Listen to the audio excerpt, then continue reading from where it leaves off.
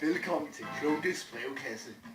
Vi har i dag modtaget et brev fra Preben på 8 år, og det var Preben på 8 år.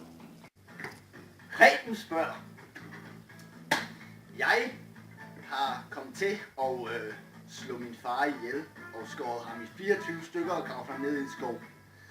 Jeg har dårlig samvittighed. Hvad gør jeg? Jeg har et meget kort og enkelt svar til dig, Preben. Benægt, benægt, benægt. Jeg håber, det var svar nok. På gensyn.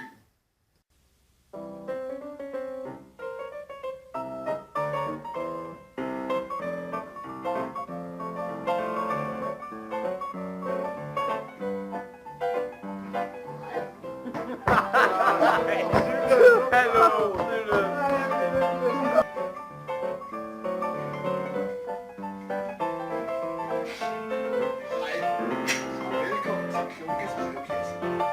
Vi har i dag modtaget et brev fra Preben på 8 år. Nej, stop!